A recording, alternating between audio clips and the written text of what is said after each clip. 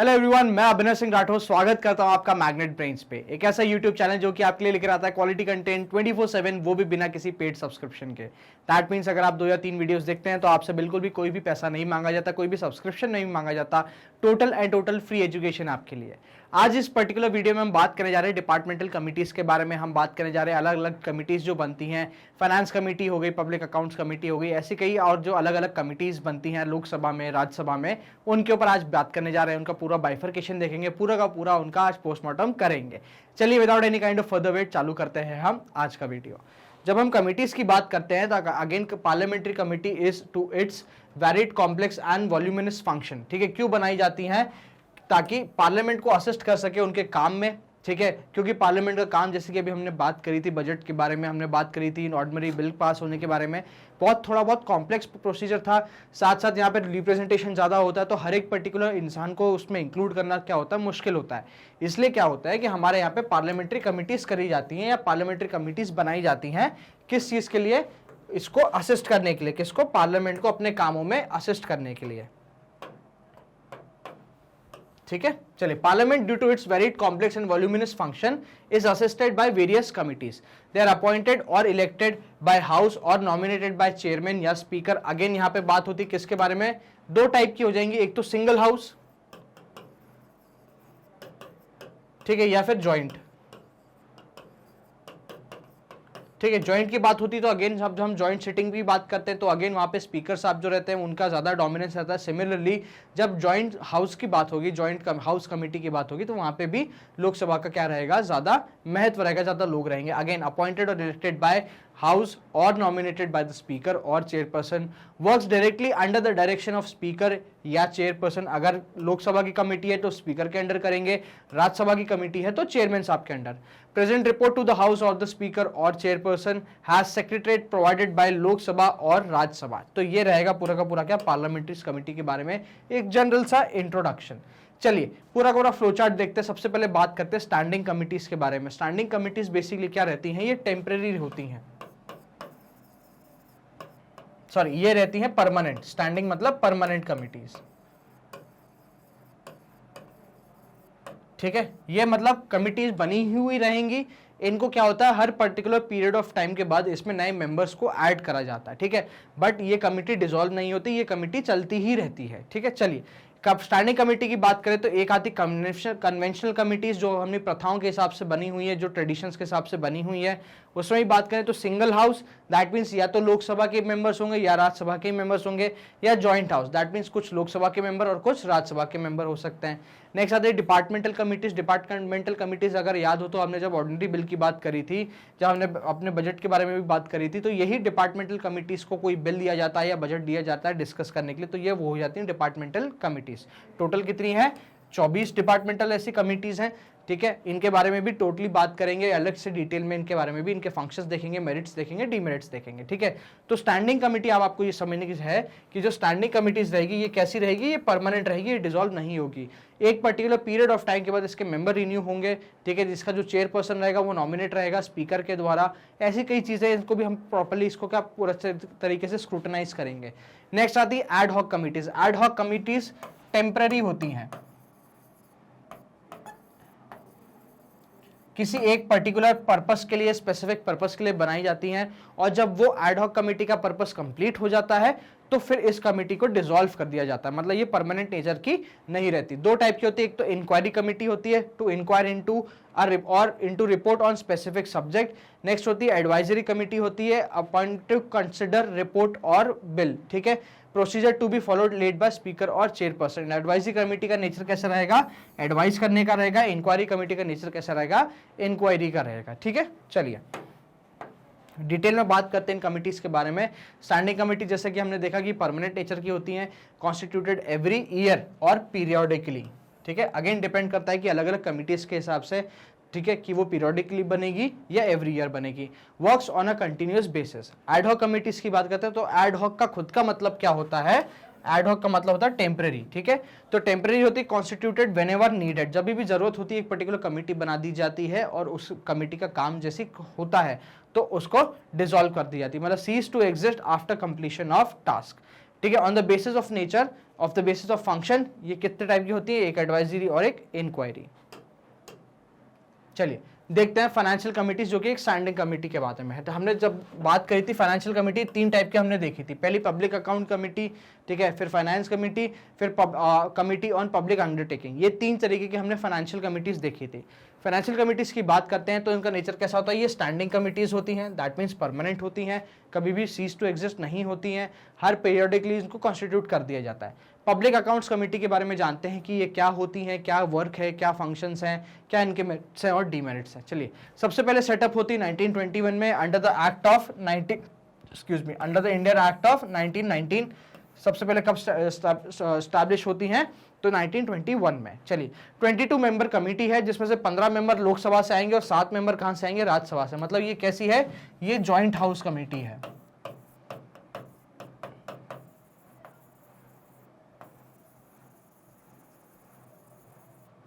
कैसी है, ये जॉइंट हाउस कमेटी है। चलिए elected by parliament according to proportional representation by means of single transferable vote. मतलब जैसे कि प्रेसिडेंट साहब का होता है इलेक्शन, सिमिलरली इन मेंबर्स का भी क्या होगा, इलेक्शन होगा। दैट मींस इनडायरेक्ट इलेक्टेडली ये लोग रहते हैं किसमें, अपने आपस में मेंबर्स में।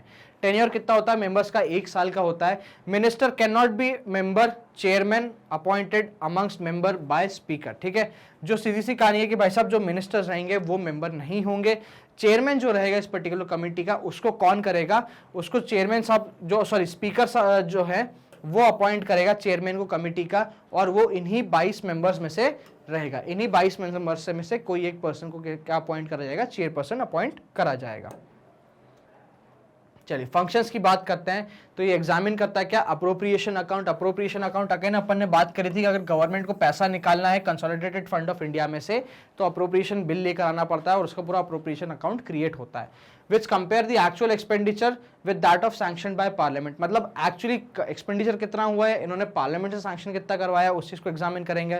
फाइनेंस अकाउंट देखेंगे, एनुअल रिसिप्ट और disbursement of government of India की भाई क्या क्या चीजें एनुअल रिसिप्ट रही है और किस हिसाब से उस पैसे को इन्होंने यूज करा है। Any other account laid before by Lok Sabha. ठीक है, अगर लोकसभा और कोई अकाउंट इनको देता है देखने के लिए तो वो भी इस चीज को देखेंगे। चलिए scrutinizing appropriation account and audit report of कैड। ठीक है, स्क्रूटनाइजिंग का मतलब बेसिकली क्या होगा, उसको छानबीन करना, उसका फुल पोस्टमार्टम निकाल देना, एक एक बारीकियों को बात करना। Committee has to satisfy money disperse legally available for applied purpose, कि भाई जो मनी है वो प्रॉपर तरीके से डिस्पर्स हुआ है कि नहीं हुआ, जितना अमाउंट मांगा गया था उतना गया है कि नहीं गया है। Expenditure confirms the authority of governing it, that means जिस पर्टिकुलर काम के लिए गया है उसी पर्टिकुलर मिनिस्ट्री या उसी पर्टिकुलर डिपार्टमेंट के पास वो पैसा जाना चाहिए। ठीक है, reappropriation made in accordance with rules. मतलब अगर कोई रीअप्रोप्रिएशन हुआ है कि मतलब यहाँ का पैसा दूसरी स्कीम में लगाया गया है तो वो पैसा प्रॉपर तरीके से, प्रॉपर चैनल से, प्रॉपर हायरार्की से, प्रॉपर रूल्स और प्रोसीजर से गया है कि नहीं गया। तो ये चीजें क्या करती है, आपकी कमिटी देखती है। तो कौन सी, आपकी पब्लिक अकाउंट कमिटी। चलिए examine account of state corporation, trading concerns and manufacturing projects and audit report of CAG on them. कोई एक पर्टिकुलर यूनियन गवर्नमेंट की कोई कंपनी है तो उसके पूरे ट्रेड अकाउंट जो है वो देखेगी, बेसिकली वो सब चीजें देखेगी जो कैग कर रहा है। ठीक है, कैग की जो रिपोर्ट रहती है उसको और ये फर्दर स्क्रूटनाइज करती है। Examine account of autonomous and semi autonomous bodies whose audit is done by CAG. Examine money spent और service in excess of grant by Lok Sabha. अगर कोई एक्सेस ग्रांट मांगी जाती है किसी सर्विस के लिए तो उसको देखेगी। तो examine annual reports of CAG, committee assisted by CAG, और CAG acts as a guide, friend and philosopher of committee. ये चीजें आ जाती है किसके बारे में, आपकी पब्लिक अकाउंट्स कमिटी के बारे में। चलिए लिमिटेशंस देखते हैं इसी की क्या क्या लिमिटेशंस आ जाती है। Not concern with the question of policy, मतलब जो भी पॉलिसी बनी है उसके पीछे का प्रिंसिपल क्या है, उसके पीछे की आइडियोलॉजी क्या है, इसको क्वेश्चन नहीं कर सकते। ठीक है, conducts postmortem examination on account, मतलब इनिशियली नहीं कर सकते या इनिशियली एडवाइस नहीं कर सकते, जो हो चुका है उसका पोस्टमार्टम करा जाएगा, कोई प्रिकॉशनरी स्टेप नहीं दिया जा सकता। Cannot intervene in day to day administration. ठीक है, recommendations are advisory in nature, क्या है, मैंडेटरी नहीं है, एडवाइजरी है। रिकमेंडेशन जो देती है गवर्नमेंट चाहे तो उसको लागू कर सकती है, चाहे तो नहीं लागू कर सकती। जो इनकी रिकमेंडेशंस रहेगी वो कैसी रहेगी, एडवाइजरी रहेगी नेचर में। Not wasted with power of disallowance of expenditure by department. ठीक है, जो सीधी सी पावर है, जो अगर डिसअलाउमेंट की बात आती तो ऐसा कोई भी इनके पास पावर नहीं होती कि भाई किसी पर्टिकुलर डिपार्टमेंट को डिसअलाउ कर दे।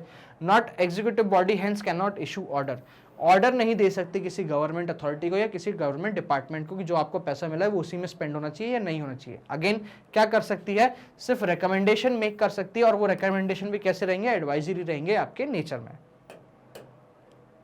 चलिए एस्टिमेट कमेटी की बात करते हैं। अब एस्टिमेट कमेटी का ओरिजिन 1921 में होता है, ठीक है। पोस्ट इंडिपेंडेंस की बात करते हैं तो 1950 में सबसे पहले एस्टिमेट कमेटी बनाई गई थी। जॉन मिथाई साहब जो थे हमारे उस टाइम के फाइनेंस मिनिस्टर, उनके रिकमेंडेशन पे क्या हुआ था, एस्टिमेट कमेटी आफ्टर इंडिपेंडेंस बनाई गई थी, ठीक है। 30 मेंबर कमेटी होती है जो कि सारे के सारे लोकसभा से आते हैं। क्या आते हैं, सारे के सारे लोकसभा से आते हैं। अगेन इनडायरेक्ट इलेक्शन होता है, ठीक है, by house by proportional representation by the means of single transferable vote, that means पूरा पूरा इनडायरेक्ट इलेक्शन।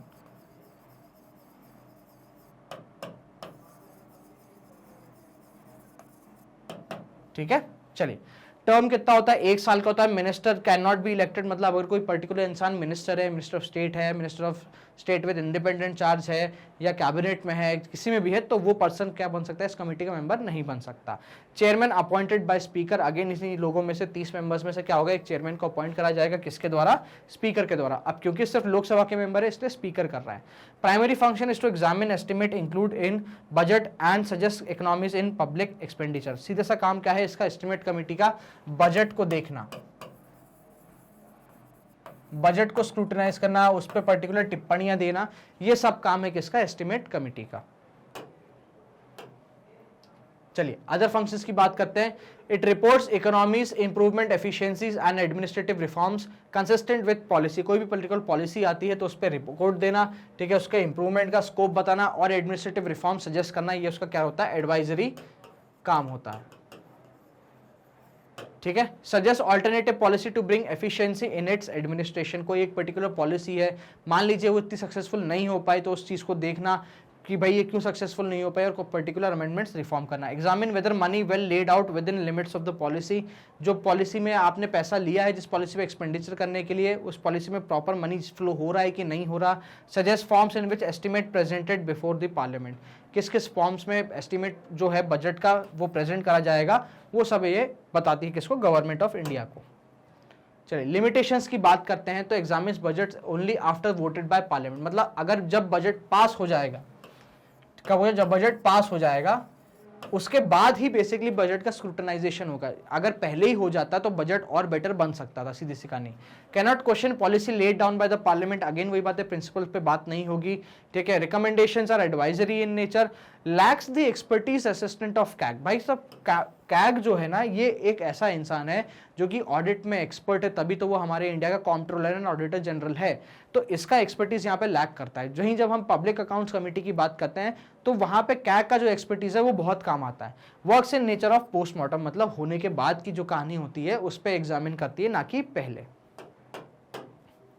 चलिए नेक्स्ट आता है committee on public undertaking, created in 1964, ठीक है, on recommendation of Krishnan Menon committee, ठीक है। कृष्णन मेनन कमेटी के बेसिस पे, उनके रिकमेंडेशन पे क्या होता है, इस कमेटी को 1964 में बनाया जाता है। जो भी पब्लिक अंडरटेकिंग कंपनीज हैं उनके ऑडिट रिपोर्ट के बारे में जानना, उनको स्क्रूटनाइज करना, ये काम रहता है इसका। 22 मेंबर कमेटी रहती है, 15 लोकसभा में से, ठीक है, और 7 राज्यसभा में से, ठीक है। 22 मेंबर रहेगी, 15 लोकसभा में से, 7 राज्यसभा में। अगेन इनडायरेक्ट इलेक्शन रहेगा,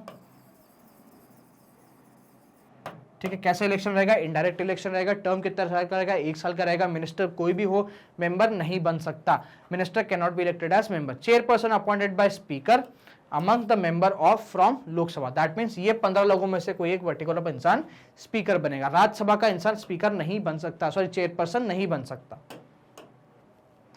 चलिए फंक्शन ऑफ द कमिटी की बात करते हैं। Report, examine reports on accounts of public undertaking. Public undertaking again वही वाली कंपनियां हो गई जिसमें गवर्नमेंट के 50% प्लस शेयर्स हैं, ठीक है। मतलब कम से कम उसमें 51% तो शेयर होने चाहिए गवर्नमेंट के, तो उस कंपनी को क्या बोला जाता है, गवर्नमेंट अंडरटेकिंग, ठीक है। Examine reports of CAG on public undertaking. CAG भी जैसे हमने बात करी थी कि जो भी गवर्नमेंट की कंपनीज होती हैं उनको ऑडिट करती है, उनकी रिपोर्ट करती है, तो उसको भी एग्जामिन करना। Examine whether affairs of public undertaking managed in accordance with sound business principle and prudent commercial practices.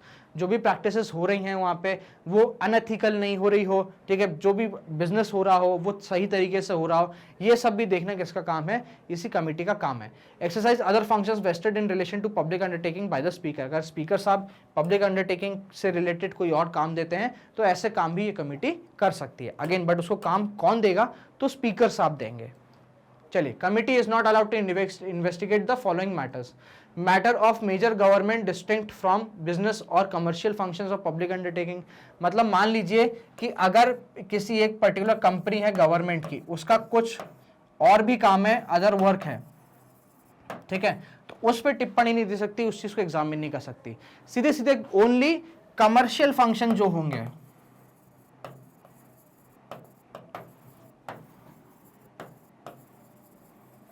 ठीक है, उसी पे ध्यान देगी, उसी पे काम करेगी और डे टू डे एडमिनिस्ट्रेशन में अपना हस्तक्षेप किसी कंपनी के नहीं कर सकती।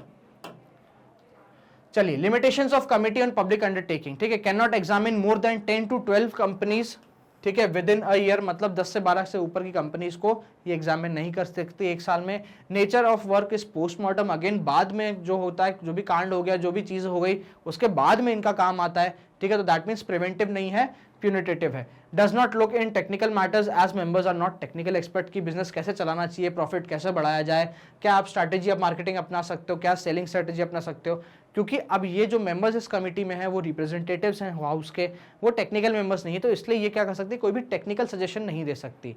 Recommendation are again advisory, not mandatory in nature. चलिए, डिपार्टमेंटल स्टैंडिंग कमिटीज की बात करते हैं। अगेन ये क्या होती हैं, एक परमानेंट जो कमिटीज होती हैं वो होती हैं। फॉर्म्ड की बात करते हैं तो recommendations of rules committee of Lok Sabha, ठीक है, टोटल 24 डिपार्टमेंटल कमिटीज हैं हमारे यहाँ पे, ठीक है। ऑब्जेक्टिव की बात करते हैं, secure more accountability of executive, ठीक है, towards parliament, specially your financial responsibility या financial accountability. Assist parliament in debating budget efficiency, मतलब सीधी सी कहानी, जब भी बजट पास होता है, जब उसकी सेकंड रीडिंग की बारी आती है, तो पूरा का पूरा मैटर किसको दे दिया जाता है, इन्हीं डिपार्टमेंटल कमिटीज को दे दिया जाता है। ये डिपार्टमेंटल कमिटीज क्या करती हैं, बेसिकली उस पूरे बजट पर डिस्कशन करती है, डिटेल्ड रिपोर्ट प्रेजेंट करती हैं। चलिए, मेंबर्स की बात कर दो, ईच कमिटी कंसिस्ट 31 मेंबर्स, ठीक है, each committee consist 31 members. 21 member आएंगे लोकसभा से, क्योंकि बजट की जब हम बात करते हैं तो exclusive power vote on account के और कई चीजों के बारे में सिर्फ लोकसभा के पास होती है, और 10 मेंबर किसके, राज्यसभा के, ठीक है। Members nominated by speaker and chairperson, that means यहाँ पे क्या है, कोई भी टाइप का इलेक्शन नहीं है, ठीक है, डायरेक्ट या इनडायरेक्ट जो भी हो, कोई भी टाइप का इलेक्शन नहीं है। Minister can not B A member, और टर्म कितना होता है इनका, 1 साल का होता है। चलिए, आउट ऑफ 24 स्टैंडिंग कमिटीज जो है, जो कि टोटल 24 स्टैंडिंग कमिटीज है, उसमें से 8 किसके अंडर, राज्यसभा के अंडर काम करती हैं, और 16 किसके अंडर काम करती हैं, तो लोकसभा के अंडर काम करती हैं, ठीक है। 24 में से 8 राज्यसभा के अंडर और 16 लोकसभा के अंदर, ठीक है। Functions of each committees are as follows. चलिए, फंक्शंस की बात करते हैं। Consider demand for grant concern ministry और department before discussion and voted, it report should not suggest any cut motion. देखिए क्या होगा, कोई भी अगर पर्टिकुलर डिमांड फॉर ग्रांट होती है, ठीक है, क्या होती है, डिमांड फॉर ग्रांट होती है किसी भी मिनिस्ट्री या डिपार्टमेंट के द्वारा, तो अगेन उसको एग्जामिन करा जाएगा, और ये क्या नहीं कर सकती है, कोई भी कट मोशन सजेस्ट नहीं करेगी, कोई भी कट मोशन सजेस्ट नहीं करेगी। एग्जामिन बिल्स पर्टेनिंग इन कंसर्न मिनिस्ट्री और डिपार्टमेंट, अगर कोई पर्टिकुलर बिल पेंडिंग होता है किसी भी मिनिस्ट्री या डिपार्टमेंट में, उसको एग्जामिन करेगी। Consider annual reports of ministries and departments, again हर एक पर्टिकुलर मिनिस्ट्री की एनुअल रिपोर्ट आती है कि उसके अंडर कौन सी स्कीम हुई है, कितना डेवलपमेंट हुआ है, कितना एक्सपेंडिचर हुआ है, कितना बच गया है। Consider national basic long term policies of the document presented to the houses, जो भी लॉन्ग टर्म पॉलिसीज होती है, जैसे मनरेगा हो गई तो ये लॉन्ग टर्म पॉलिसी हो गई, ठीक है, बेटी बचाओ बेटी पढ़ाओ जो हो गई वो भी लॉन्ग टर्म पॉलिसी हो गई, तो ऐसी चीजों पे अपनी पूरी रिपोर्ट प्रेजेंट करना, उसका बेसिक कंसिडरेशन रखना। लिमिटेशंस की बात करते हैं तो no not consider matters of day to day administration की बात हो जाती है कि डे टू डे एडमिनिस्ट्रेशन में हस्तक्षेप नहीं कर सकते।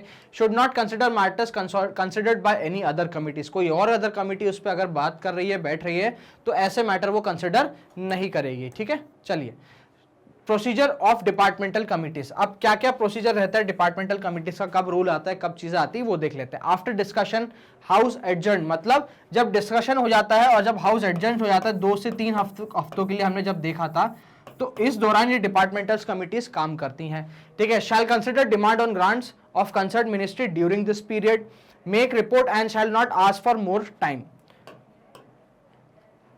Demand on grants considered by House in light of reports, separate report on demand for grants for each ministry. हर एक particular ministry की जो अलग अलग डिमांड्स देगी, हर एक पे अलग अलग रिपोर्ट प्रेजेंट होगी. Procedure followed in examination of bills and making report shall consider general principles and clause referred to it, considered only such bill introduced in either house and refer to it, make and provide report in given time. वही वाली बात है, सीधी सी कहानी है, time में सब चीजें करनी है, कोई भी कट मोशन नहीं लेकर आ सकते. ये सब फंक्शन जो आते हैं ये सब इसमें प्रोसीजर में भी आ जाते हैं. मेरिट्स की बात करते हैं तो proceeding divides of any kind of party bias, मतलब अगेन बात है कि भाई लोग सब पार्टीज में से आते हैं तो ये पार्टी बायस नहीं होता. प्रोसीजर मोर फ्लेक्सिबल दैन इन लोकसभा, ठीक है. Make parliamentary control over executive more defaulted, in depth, continuous and comprehensive, ठीक है. System ensures economy and efficiency in public expenditure as ministries now have more careful formulating their particular policies. कोई भी particular policy में अगर कुछ भी ये लोग इंट्रोड्यूस कर सकते हैं तो ऑफकोर्स ये डिपार्टमेंटल कमिटीज क्या करेगी, उसको पकड़ लेती हैं और उस पर बिल्कुल खींचतानी कर देंगे खतरनाक तरीके से. अगेन तो डिबेट में आएगा और डिबेट में फाइनली कट मोशन इंट्रोड्यूस हो सकता है, इसलिए मिनिस्ट्रीज जो हैं वो काफी केयरफुल होती हैं. Facilitate all member of parliament to participate and understand functioning of the government, can avail expert opinion or public opinion to make the report. ये बहुत खतरनाक पावर है इनके पास में.